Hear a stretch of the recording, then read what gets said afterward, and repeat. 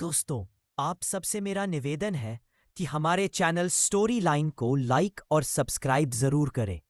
आपकी एक छोटी सी सपोर्ट हमें और भी रोचक कहानियां लाने की प्रेरणा देती है। अगर आपके पास कोई सुझाव हो तो कृपया हमें कमेंट में जरूर लिखें। आज मैं आपके लिए लेकर आया हूं एक बेहद दिलचस्प और छुपी हुई प्रेम कथा, ऋषि विश्वामित्र और अप्सरा मेनका की कहानी। तो बने रहिए वीडियो के अंत तक, क्योंकि इसमें है प्रेम, विरह और तपस्या का अद्भुत संगम। अरण्य निस्तब्ध है। शाल साल के पत्तों पर हवा की धीमी सरसराहट, दूर गंगा की कलकल ध्वनि, रात के आकाश में असंख्य तारे मानो इस मौन के साक्षी। उस कुटिया में बैठे हैं ऋषि विश्वामित्र, उपवास से क्षीण शरीर, किंतु आंखों में अग्नि की सी दीप्ति। उनका लक्ष्य देवताओं के समक्ष शक्ति पाना, लेकिन उनकी तपस्या की ज्वाला पहुंच गई देवलोक तक। देवराज इंद्र व्याकुल हो उठे। यदि यह मानव देवशक्ति के समान हो गया तो देवताओं का साम्राज्य कैसे टिकेगा?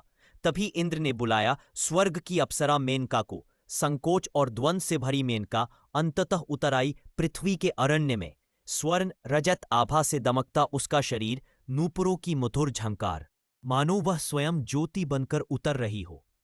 पूर्णिमा की चांदनी गंगा की लहरों पर झिलमिला रही थी। अचानक विश्वामित्र ने आंखें खोली। सामने खड़ी थी एक दिव्य नारी, मनोहर, अनुपम।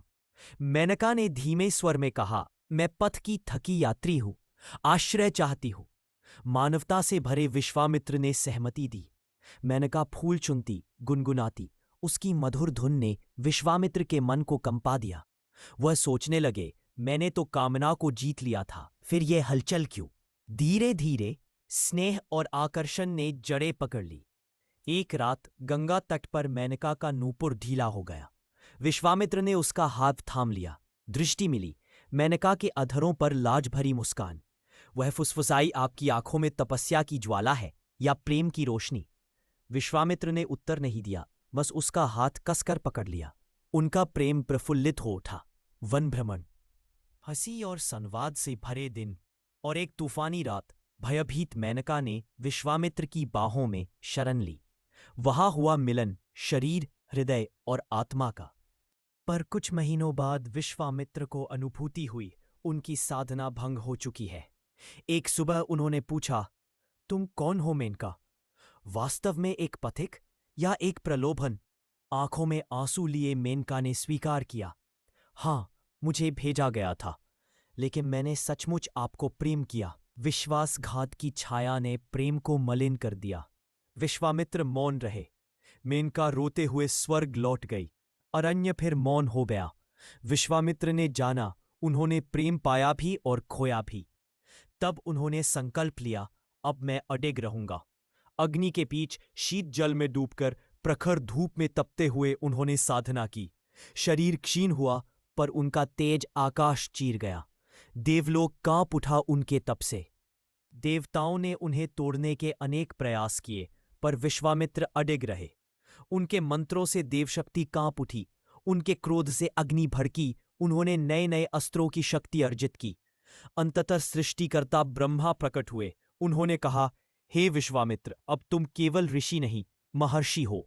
और धीरे धीरे क्रोध, अहंकार, कामना सब पर विजय पाकर विश्वामित्र ने पाया सर्वोच्च उपाधि, ब्रह्म। उनकी जीवन यात्रा पूर्ण हुई, किंतु हृदय की गहराई में अरण्य की निस्तब्धता के समान आज भी गूंजती है मेनका की हंसी, मानो अमर प्रेम की छाया।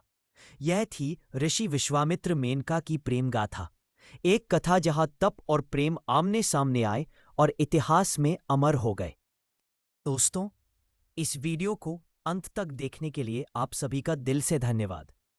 अगर आपको यह कहानी पसंद आई हो तो चैनल स्टोरी लाइन को सब्सक्राइब करना बिल्कुल न भूलें।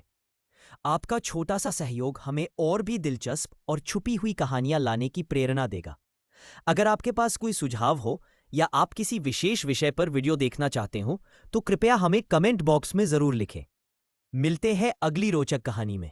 तब तक जुड़े रहिए स्टोरी लाइन के साथ।